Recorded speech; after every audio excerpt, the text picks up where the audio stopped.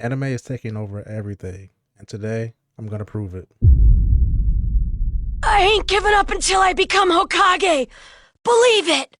What's going on, guys? It's your boy Malchi. We're back with another video, man. And this video is more of a follow-up from yesterday's video about One Piece reaching the 600 million milestone, which is absolutely crazy, man. Like, I mean, are you surprised I'm not? You know, it's the best-selling manga in Japan and the world. Nothing can touch it. Nothing ever will touch it. And today's video sort of piggybacks off of that idea about how anime is slowly but surely taking over the industry completely. And not just manga, but anime too. The entire industry will one day be taken over by anime. That's just my take. I believe it's gonna happen, and today I have a lot of evidence to back that up. So let's go, man. All right, now as you all may know, One Piece just sold 600 million copies across the world. Absolutely insane milestone. I mean greatest manga ever in terms of the sales and just the popularity it's, you know, reached. Outside of the manga perspective, anime specifically, I believe is just going to completely dominate everything. And I want to start with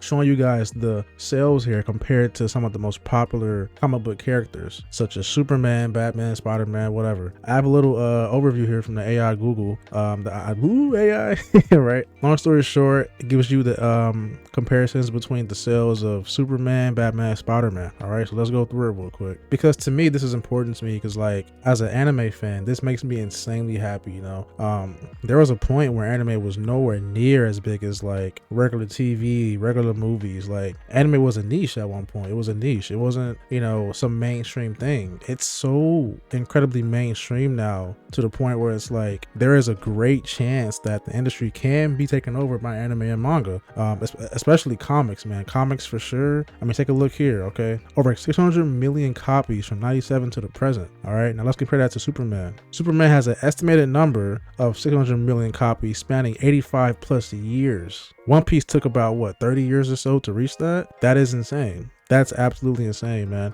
And people are saying that Superman has sold more copies than 600 million plus, but even still, it's insane that it took them 85 plus years to reach that, compared to One Piece, where it took them 30 years to reach that number. That's just insanity to me for a Japanese product, and we're in the West. So I mean, you know, let's see here. It says Batman's estimated number is 400 to 500 million copies. Less than Superman, which makes sense. I mean, Superman's the top dog of comics. He's the most popular comic book character ever, probably. So, you know, Spider-Man here has around the same as Batman, 300 million, 400 million copies, you know. But the thing to me that stands out is that One Piece took only 30 years to do this, okay? One Piece achieved 600 million sales in under 30 years, which is, you know, that's my main thing here. I mean, that's just very, very impressive compared to comics. I did mention this in my last video, but like comics, you gotta do better, bro. Comics has to do better, man. This is just absolutely insane, man. And honestly, it's gonna only get better from here. Anime will only rise up higher. Manga will only rise up higher. And I do believe at some point it will take over. I mean, just take a look here, all right? Demon Slayer Infinity Castle released last year. I haven't seen it, but I'm sure it was pretty good. Total box office sales, 659 million and counting, with some reports saying even 800 million, okay? Now let's compare that to Superman that came out last year too. Superman was probably the biggest superhero film of the year, I would say. Superman, Fantastic Four.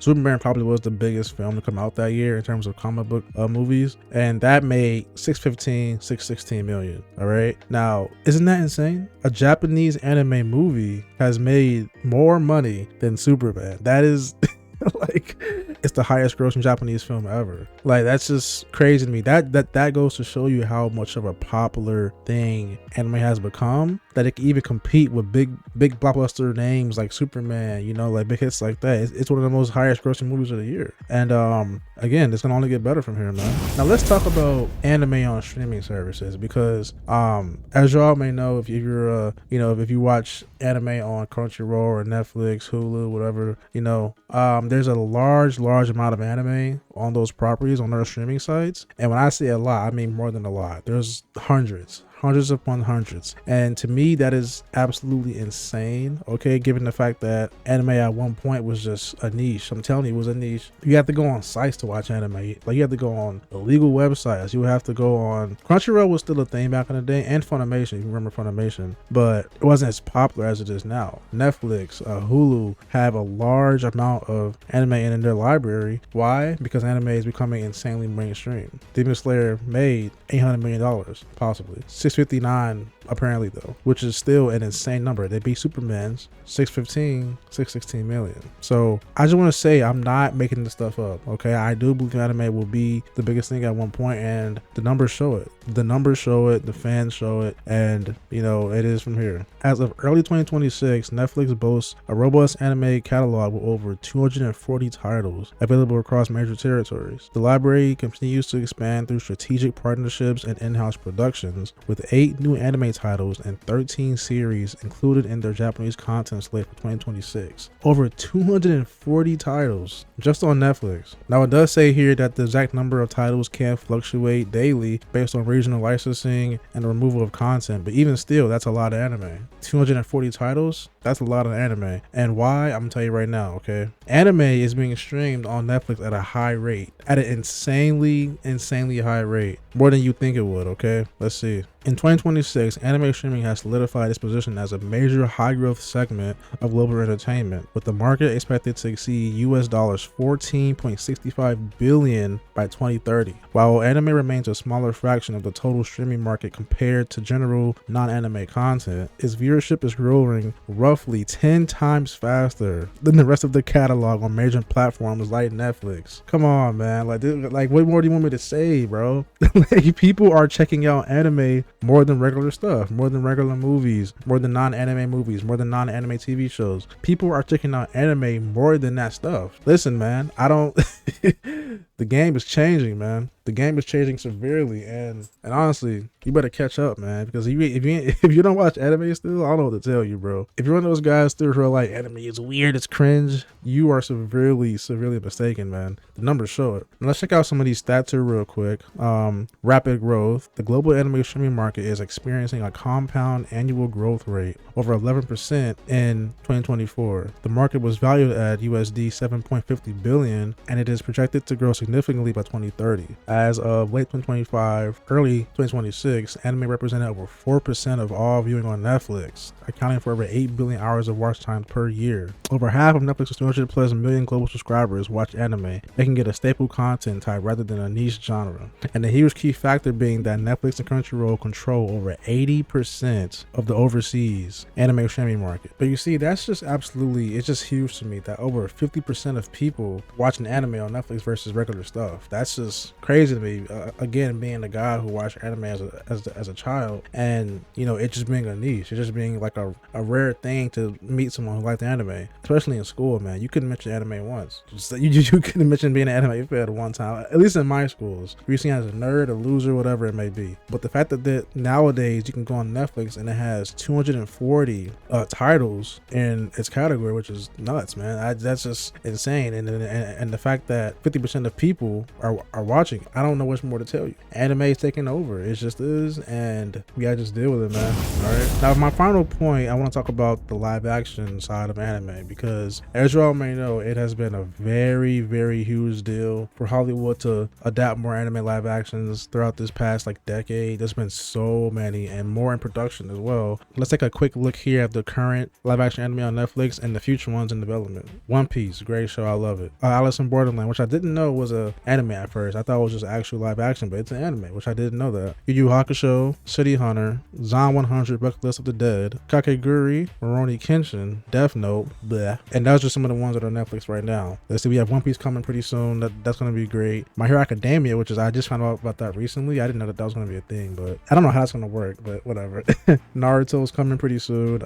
Hopefully that's great. Sakamoto Days and Dandelion. So as you can see, we have many live actions happening in Hollywood. And why is that, do you ask? It's a good question. I'm going to tell you now. And honestly, it's pretty simple. It's the market. The anime market has grown insanely. It has risen so much to the point where Hollywood feels the need to take this popular genre and make it into a live action product to try and pull in more viewers, pull in more non-anime fans. You pretty much bring in Hollywood and anime to make a whole new fan base. Hollywood is increasingly adapting anime into live action to leverage massive built-in global fan bases for reducing financial risk by using established stories, which is a good point too, because honestly, a lot of these new movies are just been so bad, man. Just, you know, we have constant remakes, you know, remasters, just pretty much like using the same formula, you know, and in my opinion, it is pretty cool to see anime become live actions, because yes, it's still a pre-existing show, but at the same time it's animation, so we now can see it be in a Hollywood big budget format, and to me that's pretty cool. It doesn't always work, you know. You got like Dragon Balls, you got your Avatars, the first Avatar, but when it works, man. Like One Piece, absolutely incredible, probably my favorite live action anime to date. I think it's the best one, driven by streaming services like Netflix and the rising popularity of anime. With over half of its 200 million plus users watching, say Netflix Studios aim to create high value intellectual property. Improved CGI technology also makes adapting fantastic anime worlds more feasible. And some of the key reasons being, again, the market, finances, and just what I mentioned before about the creative drought, you know, being that there's been a lot of like remakes and all that stuff in Hollywood. And again, anime is probably the best case to go in terms of making a pre-existing product that's huge, like Naruto, DBZ, One Piece, whatever, and turn that into a Hollywood format, live action, bringing more money, bringing more viewers. It works completely. And, you know, just knowing all of that really just tells me that anime is in a great place. It's gonna get bigger, only gonna get bigger. I've given you all the proof.